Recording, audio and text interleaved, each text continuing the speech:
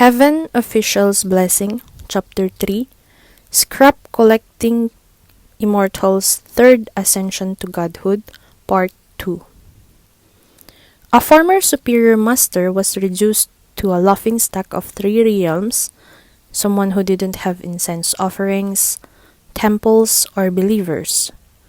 The 2 retainers who had once sat underneath him passed heaven's tribulations, ascending and becoming strong martial gods who each oversaw a whole region. With circumstances like this, it was impossible for people to not wonder more. If you were to ask Shilian to choose whether Fengshin or Muqing made him feel more awkward, he would say, "They're all okay, ah?" However, if you ask bystanders whether they wanted to see Shilian fight Fengshin, or if they wanted to see Muqing, or if they wanted to see Shilian fight Muqing, then everyone would make different choices according to their tastes. After all, there were abundant reasons for either pair to fight, so it was hard to pick which was the more interesting option. Therefore, when there was no response from Fengshin's side for a long time because he had unexpectedly stopped talking and instead immediately hid, everyone felt utterly disappointed. Meanwhile, Shilian collected his tail and beat himself down a bit as he said, "I also didn't anticipate making a commotion like this. It wasn't deliberate. I've inconvenienced everyone." Muqing responded in a cool manner. "Oh, then that was indeed quite coincidental." Coincidental? Shilian also thought it was really too coincidental. How could the clock fall right onto Muqing while his ascension also happened to destroy Fengshin's palace? For bystanders, it was as if he was deliberately taking revenge. However, Shilian was the type of person that, should there be 1,000 cups of wine with only one poisoned, Shilian would always manage to pick the poisoned one. But there was no way to control what other people believed, so Shilian could only say, "I will try my best to compensate for everyone's golden palaces and other losses. I also hope you may give me some time." One didn't need a brain to understand that Muqing definitely wanted to continue his sarcastic remarks.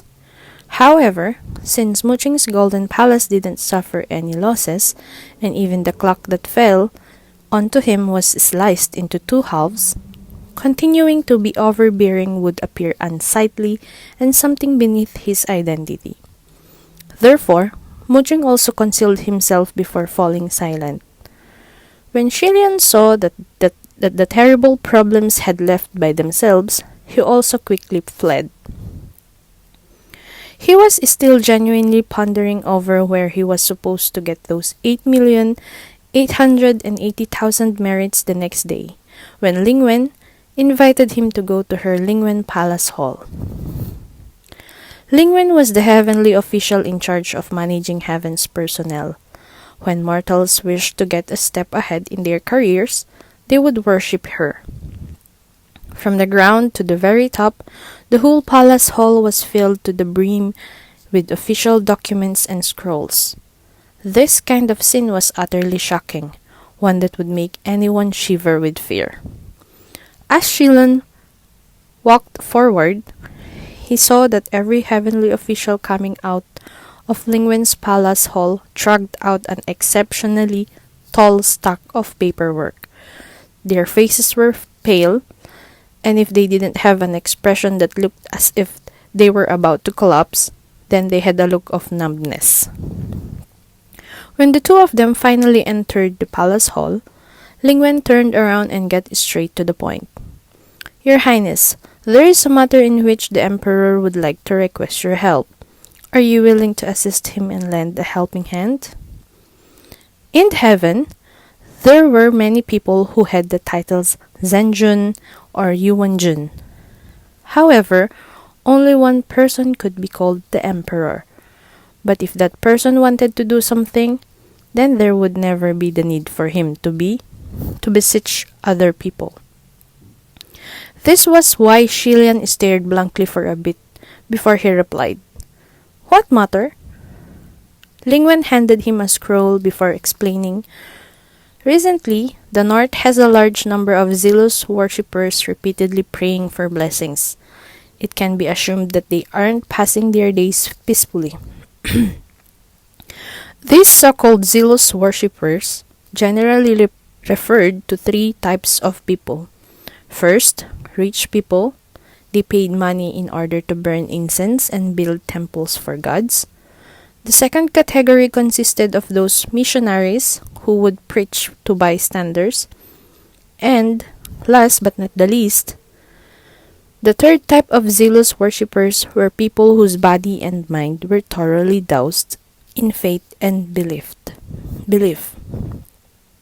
Among them, most of these worshippers belonged to the first category, since in this world, the rich were like carps passing through rivers.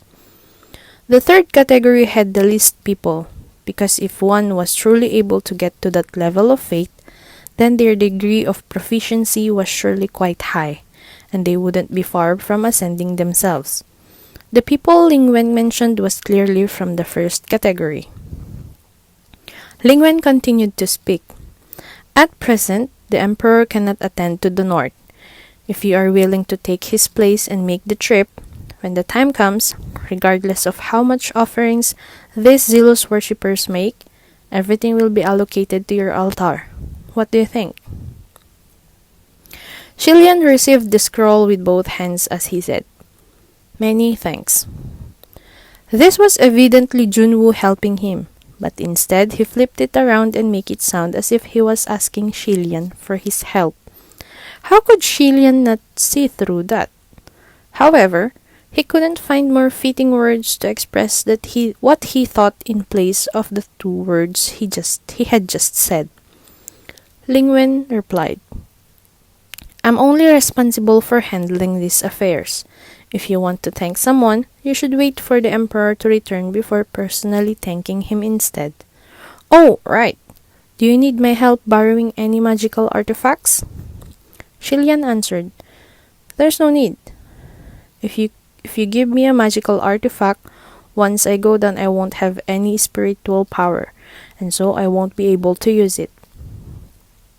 Shilian had been beaten down twice, so he lost his spiritual power. It was easier to cope in heavens, the place where all the immortals assembled. After all, spiritual power was abundant and the source won't dry up. Thus, he could casually grab some to use. However, once he returned to the mortal realm, he would be powerless. If Shilian wanted to fight with magic, when he could only make do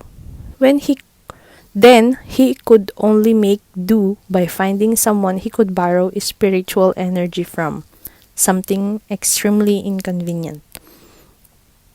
Lingwen pondered for a moment before saying, "Then it would be best to borrow a few martial gods to assist you and lend a helping hand." The current martial gods either didn't recognize him or they didn't like him. Shilian understood that thoroughly, and so he responded, "There's also no need for that. You won't be able to borrow anyone." However, Lingwen seemed to have taken it into serious consideration and only said, "I'll give it a try."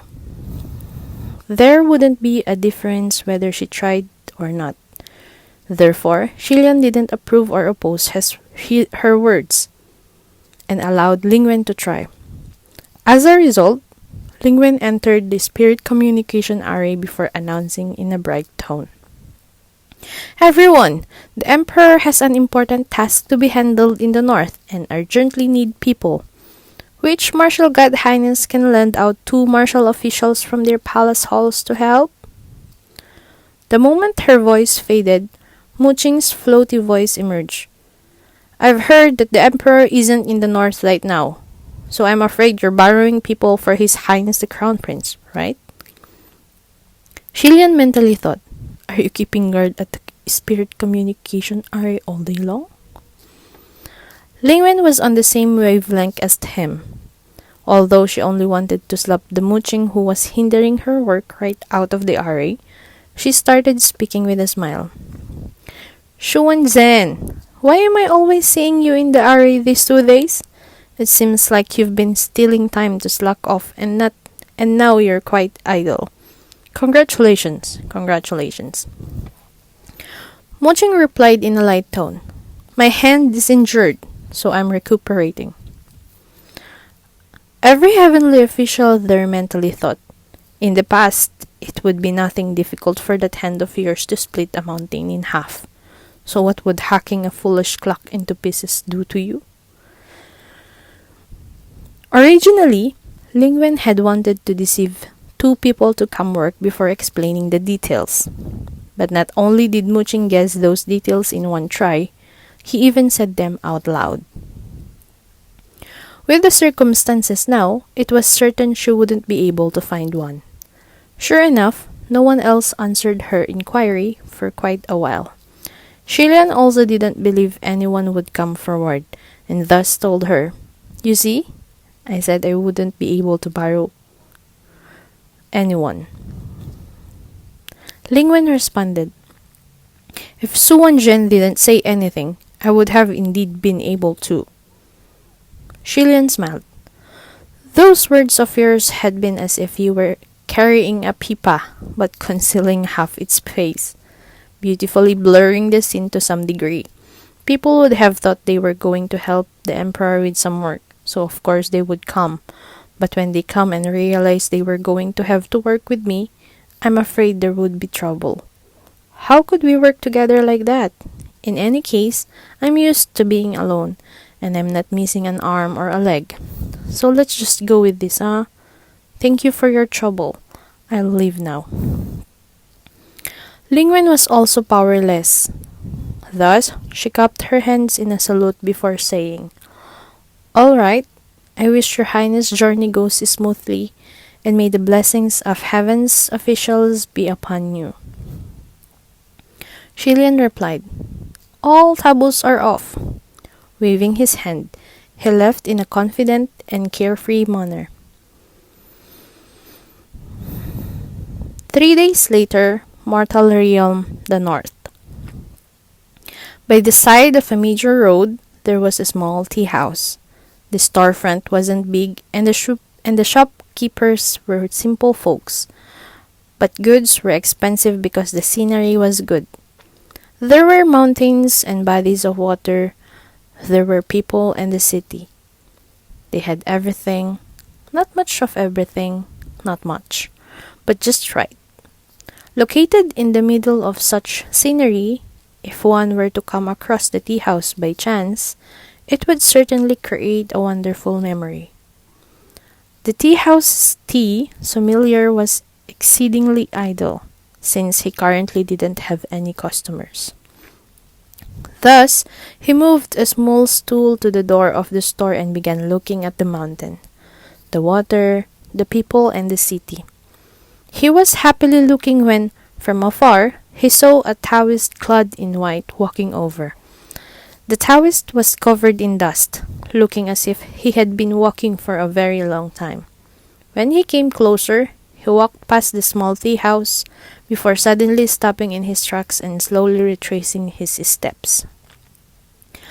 The Taoist tilted up his bamboo hat with his hand before raising his head.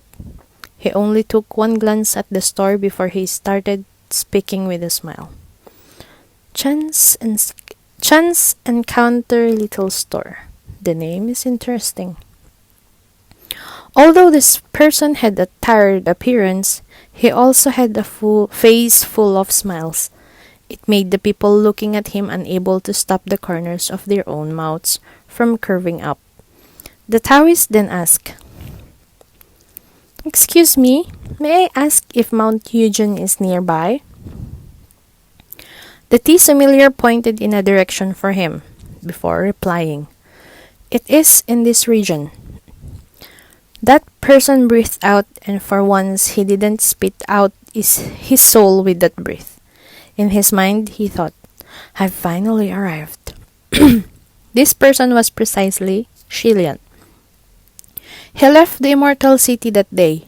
Originally, he had already decided the location he would descend to.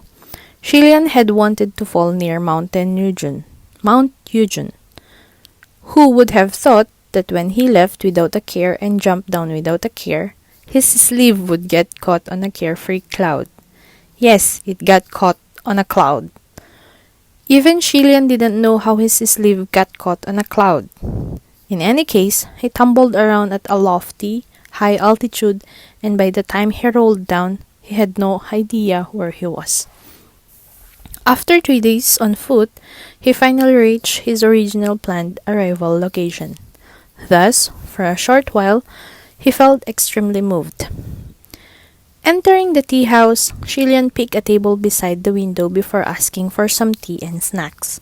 He finally got seated after his previous difficulties when he suddenly heard endless wailing and the sound of beating drums from outside the room. Shillian turned his gaze toward the street before seeing a group of people from all ages escorting a crimson-red marriage sedan as they walked past the tea house. This procession was surrounded by an extremely odd air. At first glance, they seemed to be the relatives delivering the bride, but if one looked closely, they would notice how the faces of these people all had solemn expressions of grief, anger, dread, yet the only emotion that wasn't present was joy. Whatever the case, it didn't have the appearance of a wedding. However, contrary to that thought, everyone was wearing red flowers as they played wind instruments and beat their drums. This situation was really too strange. The tea sommelier carried a copper teapot in his hand and raised it up high to pour some tea. He had also seen this scene, but he only shook his head before leaving. Shillian followed that strange departing procession with his eyes, before pondering for a brief moment. He was just about to take out the scroll Lingwen had given him to look over one more time, when he suddenly felt something dazzling flit by. The moment Shillian raised his head, a silver butterfly flew past his eyes. That silver butterfly was sparkly and translucent, looking pure and limpid. As it flew around in the air, it left behind bright traces. Shillian couldn't help but reach out a hand toward it. This butterfly was extremely intelligent. Not only was it not frightened, it even temporarily stopped on his fingertips. It even temporarily stopped on his fingertips. Both wings glittering and beautiful to the utmost degree. Under the sunshine, it looked as if it was a fragment of an illusion. After a moment, however, it flew away. Shillian waved at it, something that could be considered as his goodbye. But when he turned back, his table had 2 more people sitting there. This table had 4 sides. One person sat on the left and another sat on the right, each taking one side. Both people were teenage boys who looked around 18 or 19 years old. The one on the left was taller with facial expressions that looked quite defined and brightly handsome. Within his gaze was an arrogant and obstinate light. The right side had a very light skin. He looked delicate and pretty, yet also refined. However, his expression looked somewhat overly cold and apathetic, an appearance that made it seem as if he wasn't too happy. In fact, the color of the faces of both people didn't look that great.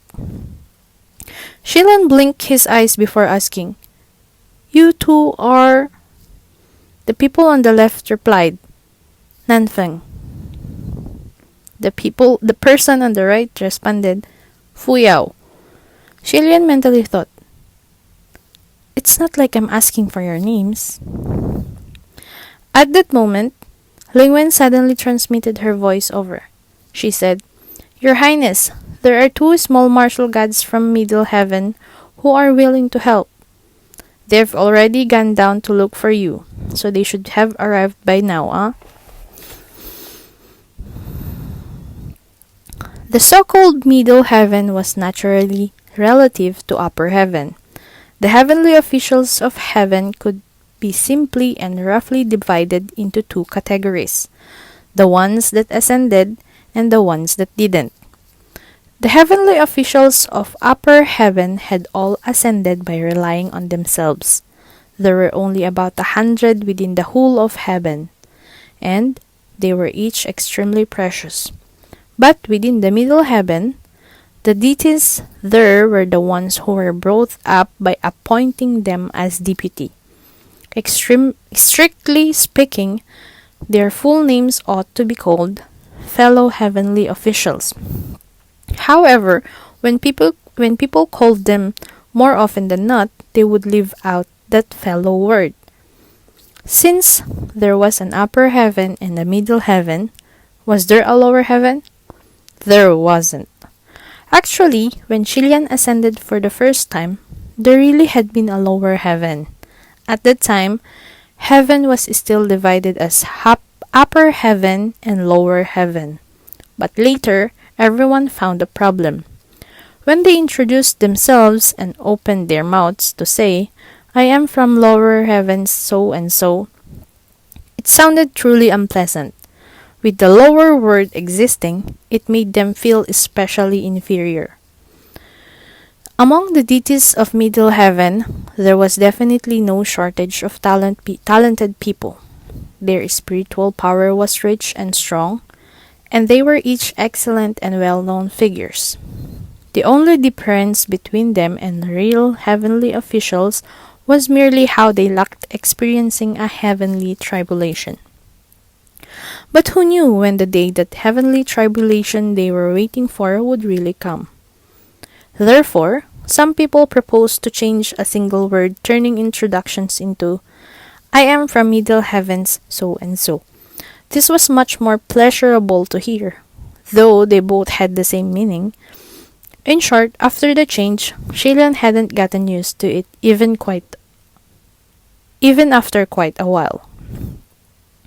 Shilian looked at these two small martial gods. With one face slightly more unpleasant than the other, it was unlikely they were willing to come forward and help. Thus, he couldn't help but ask, "Lingwena, I think they don't look like they came down to help me. Instead, it looks more like they want to retrieve my dog head. Did you deceive them to get them to come?" Unfortunately, it seemed that this question of his wasn't transmitted out. He was also now unable to hear Lingwen's voice by his ear. It was probably because he was so far away from the Immortal City, and it had been so long since he descended, so his spiritual power was all depleted. Shilian was incapable of doing anything else, so he first gave a smile to both the small martial gods before saying, "Was it Nanfeng and Fuyao? To be willing to come and help me, let me thank you in advance." The two of them only nodded their heads, both appearing to have a somewhat lofty attitude. It seemed that the martial gods they were under had a rather illustrated reputation. Shilian had the tea sommelier bring 2 more cups of tea. Picking up his cup, he scraped the tea leaves before casually asking, "Which Highness Palace are you under?" Nanfeng replied, "Nanyang Palace." Fuyao said, "Suwanzhen Palace Hall." This truly made one feel frightened. Shilian swallowed a mouthful of tea before asking, "Your palace's generals allowed you to come?"